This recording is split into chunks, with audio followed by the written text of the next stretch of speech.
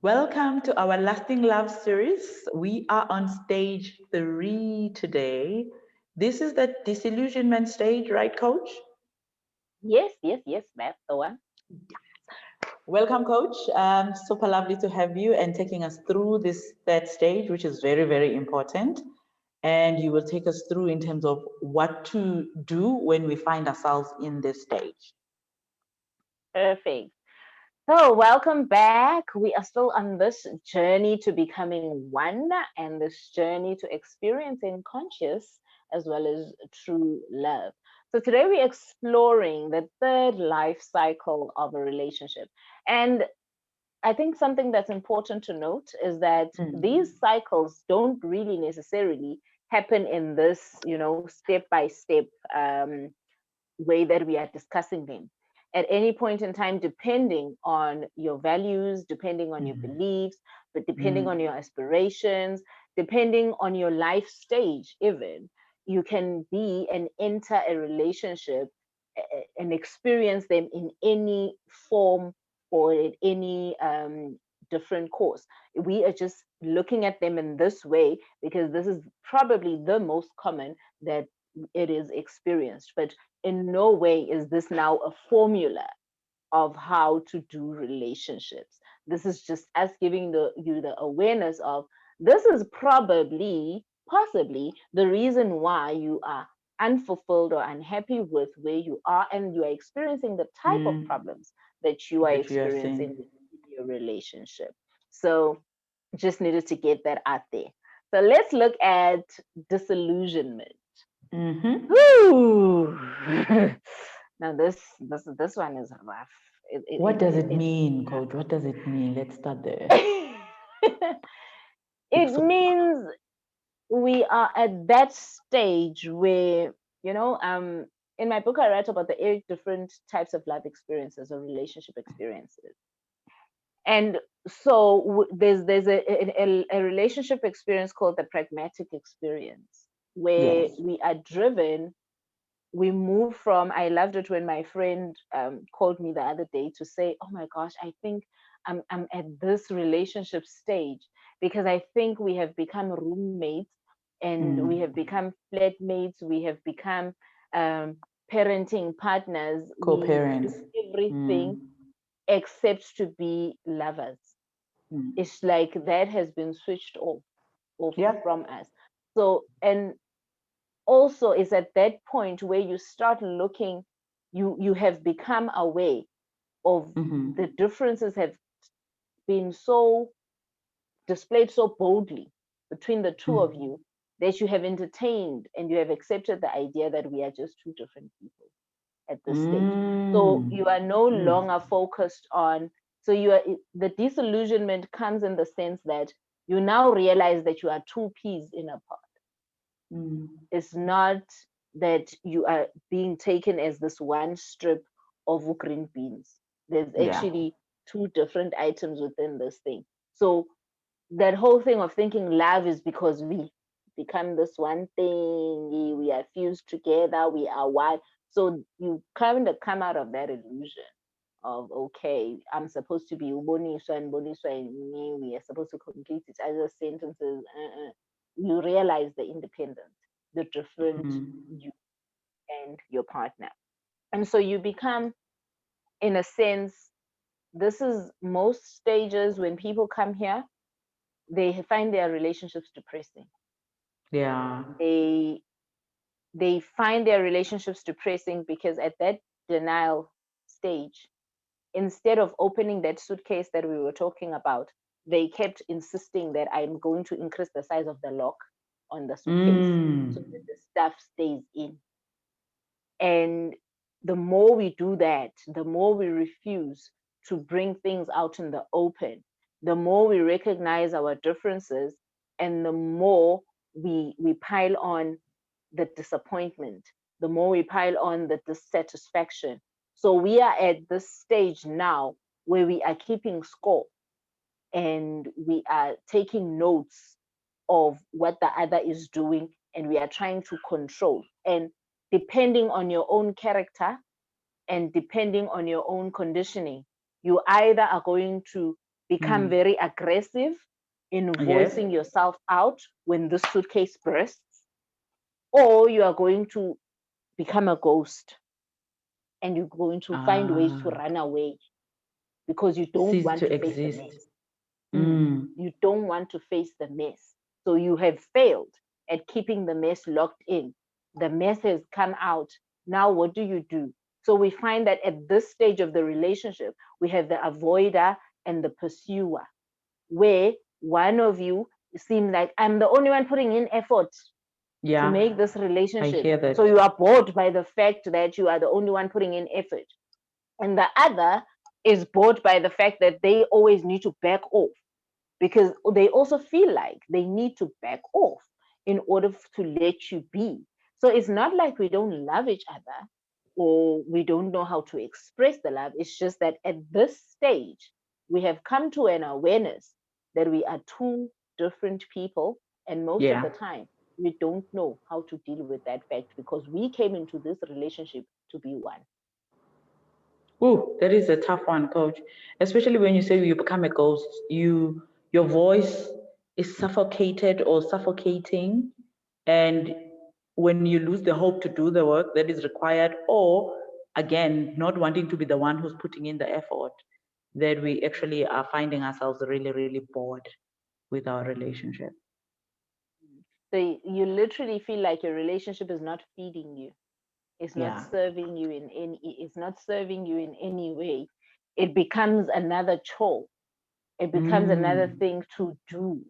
You know, and then depending also again on those values, those beliefs, those aspirations, that is Mm. now the stuff that becomes either your break out of the prison Yeah. or the key or the lock and chain.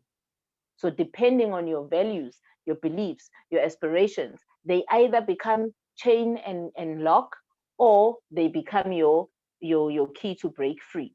So, this is that stage where you need to get clear again and stand your ground. So, this is actually a place of self expression more than anything. Wow. Before, at denial and doubt, it was a place of self awareness. Now Mm. is the place of self expression. Now you need to express yourself because it is so intense. There's a huge elephant in the room because you cannot articulate. Number one, Mm.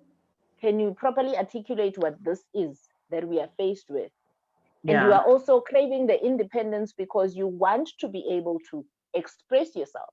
After all, relationships are a ground for expression. That is the purpose of a relationship that we are never taught or told about. That listen, darling, more than the sex, the everything nice that's going to happen, all of that stuff is just self-expression. So focus on Yeah. being able to express yourself. So Mm. that's And where we are.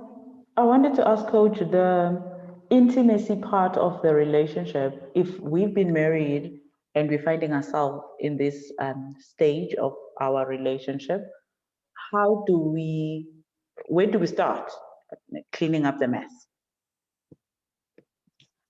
I I think because the most it makes the most sense, and this is always confusing for clients when they come to coaching at this stage where they want, because this is the stage where you've made the decision that you want to be together. Mm. It's just that the together isn't working in the way that it's Mm. supposed to be working. So you've already made that decision either collectively or individually that we want to be here, you know. We want to do this thing together. We want this relationship. So that decision has already been made for whatever length of time that you commit to that Mm-hmm. decision. So the first point, and it always gets people taken aback where they come for coaching and we do work where, all right, I'm going to coach the both of you together only once, and I'm going to need to coach you individually Yeah. because this is the part where you need to learn self-expression. You need to learn the truth about confidence. You need to, get out of so many myths and misconceptions and deal with your own value system, deal with your aspirations, deal with your own beliefs, because that is what you are pouring into the Yeah. relationship. Into the So if you relationship. don't clean up you, So to answer the question, where do we start cleaning up? You need to start cleaning up you. If you don't understand that the becoming a ghost or the becoming aggression, the avoider and the pursuer, that is actually your bonding style. You bond by wanting to serve.